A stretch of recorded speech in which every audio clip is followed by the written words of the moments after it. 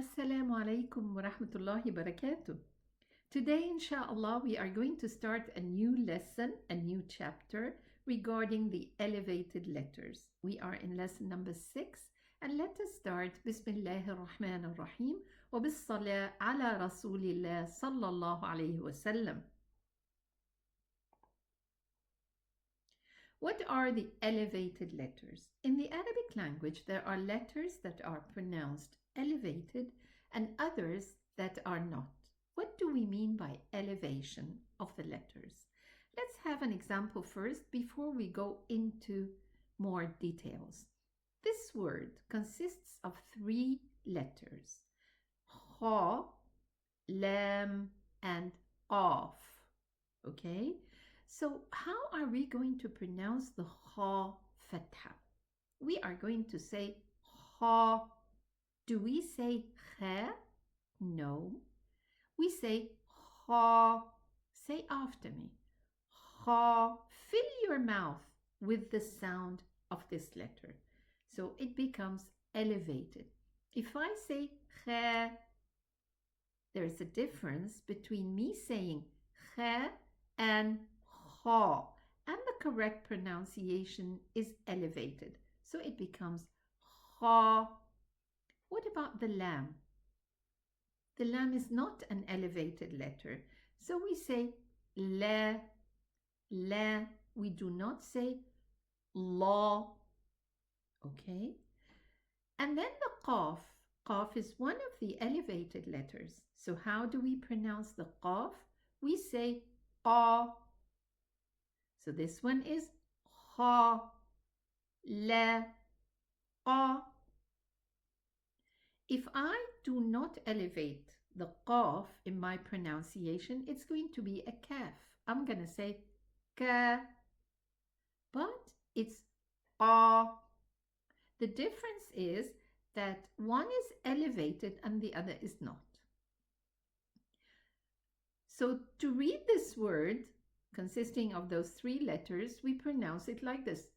Khalaqa. Again. Khalaqa. Don't elevate the lam. Don't say khalaqa. No, it's khalaqa. And let's go in more details regarding the elevated letters. What are the letters that are elevated in the Arabic language? In the letters, especially we are talking about the Qur'an. You know, in the dialect, in Egyptian dialect, for example, we say Khalid, kha, and this is not correct. It's not correct while we are reading the Quran. The dialects, there's nothing wrong with dialects, but when we read the Quran, we forget our dialects aside, we put it aside, and we read exactly as we are supposed to read in the Quran. Now, these are the letters that are elevated in the Arabic language.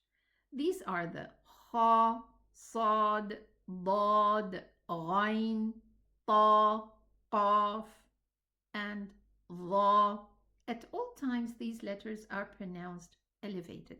And in Arabic, it's called huruf mufakhama. Mufakhama means elevated, means enlarged. Okay?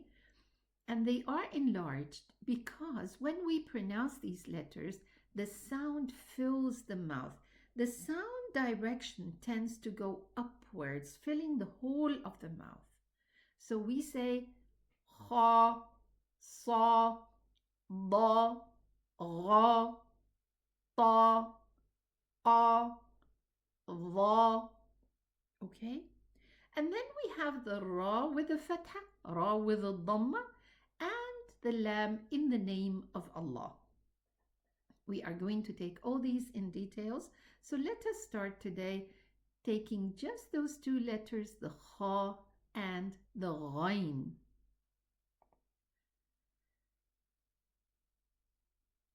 Before we go to the kha and the ghain, let's have a quick look at what happens in the mouth when I am pronouncing the elevated letters. First of all, this is the tongue, okay?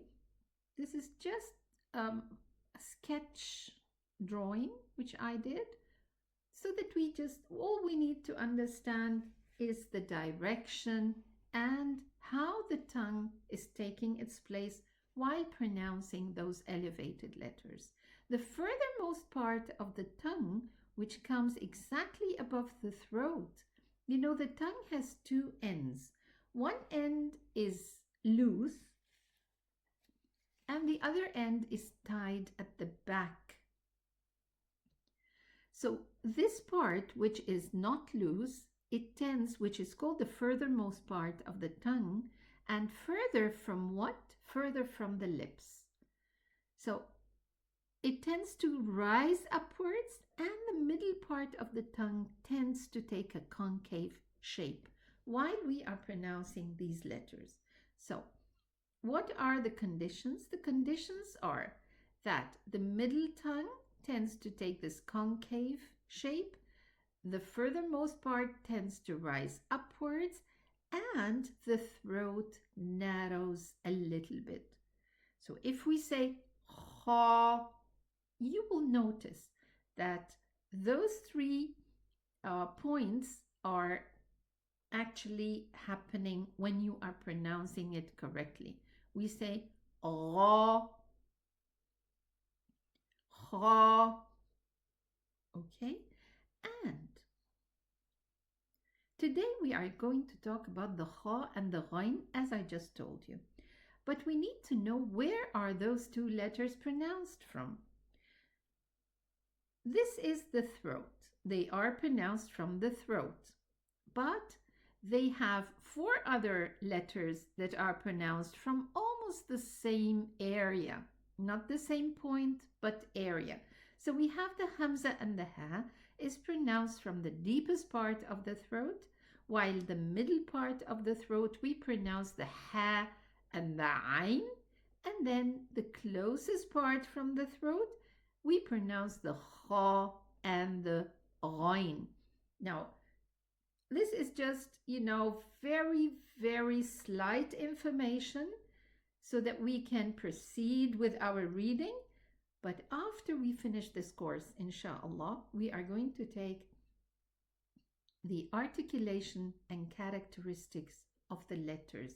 Very interesting chapter, amazing chapter, really, because these letters, each one has its own place where it's articulated from, pronounced from, and also it has its own characters that differentiate the letter from the other. Even they are pronounced from the same place, but they differ because of their different characters, exactly like human beings. Okay? So, inshallah, when we finish this course, we are going to proceed with the other one, which I told you about. It's already on the playlist, so you can go through it, but I do not advise to skip, and go further if you are just beginning to learn how to read Qur'an. And I would like to just mention that after finishing these classes, these lessons, even when we finish the lesson and you feel that you need someone to assess you, you feel that you need to be heard, someone to listen to your reading, so you can book through my email. I have it at the first page. You can send me on my email so that we can book a time, just 3 sessions individually, one-to-one, so that we can,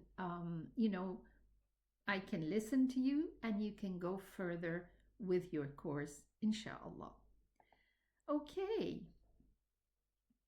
Now let's have some words, examples to read regarding the ha and the ghain. First word, it starts with a ya fatha. Is the ya one of the elevated letters? No. Is the ha one of them? Yes. The alif is not, and the fa is not. Regarding the alif, the scholars, said that the alif is a very dependent letter. It depends on the letter that comes before it. If the letter is elevated, like in this case, then the pronunciation of the alif will be elevated because it's dependent. We cannot say that the alif is an elevated letter at all times, but it really depends on the letter that comes before it. So here we are going to say yeah, and then we're going to pronounce this kha. So it's going to be ya kha, and then the fa dhamma fu, ya kha fu. Be careful not to elevate the ya. Don't say ya, because when I say ya, I elevated the letter. So it is not yaha, it is yakhafu. What about this word? It has a ta, which is one of the elevated letters, and then the ghain, which we already are talking about. We started the elevated letters talking about the kha and the ghain. So this one is going to also be elevated. We're going to say gha. Let's connect. Tagha. I continued it because the last letter is an alif and the alif is a follower depending on the ghain. So let us read this word. Tagha. Let's have a look at this one. We did mention the alif lam before, so we are going to pronounce it al. Al. The ghain is elevated while the meme is not, the alif is not, and the meme is not. So we are just going to elevate the letter ghain. We're going to say al-gha, al-gha. Let's complete the word. Al-ghamama. Because the meme is not one of the elevated letters, so don't make the mistake of elevating it. Don't say al-ghamama, mama. I elevated both meme, and this is not correct. So just elevate the ghain. Al-ghamama. What about this word? The ghain is the only letter that is elevated. So we're gonna say al-gha, and then we have a sheen kasra, shi, ya fatha, ya. So it's al-ghashiyah, and then we have a ta kasra, ti, al-ghashiyati. Again, al-ghashiyati. This is the word that we already took as an example. So it's going to be khalaqa. What about here? We have the kha and the ta. Any other letter elevated? No. So we are going to say al-kha, and then we have a ta kasra, ti, al-khati, atu, al-khati'atu. What about here? Is the wow elevated? No. Be careful. Don't say wa. It's wa, wa. At all times, it's wa. Even if you find an elevated letter after it, it's just the elevated letter that is going to be pronounced elevated. So we say waha, waha, and then sha. Let's connect. Wahasha. And then we have a ayn fatha and a ta sukoon. We haven't taken the sukoon, but sometimes it's not bad to present things that we haven't taken yet, so that we, just give a small hint about it. And then when we come to take the sukoon chapter, we are not, surprised with the sukoon. Here it's a ayn fatha, ta sukoon. So it's at At. This is how we pronounce the ta sukun. At. Let's connect. وخشعت. So it's only the kha that is elevated. What about this word, the last word in this slide? The ghain fatha is elevated. So we say gha because we have an alif after it. So we extend the fatha. Gha. And then a hamza kasra, I. So it's gha'i. A ba kasra with a ya sukun. So this is an elongating letter. So we are going to elongate the kasra. B. 2 counts like the alif. So it's gha'ibi. And then a noon fatha. Na. Ghaibina. Let's read the words again. يخاف طغى الغمام الغاشية خلق الخاطئة وخشعت غائبين. Okay, so this was regarding the kha and the ghain.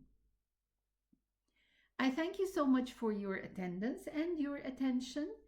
If you find this video beneficial, kindly like, share for more to spread the knowledge, inshallah, and subscribe so that you receive more of these videos, inshallah. And again, you can communicate with me through my email, which is at the beginning, at the very first slide. I have it written. If you wish to have a 3-session to read and be corrected and assessed, inshallah. Thank you so much. I'll see you in the next video. Assalamu alaikum wa rahmatullahi wa barakatuh.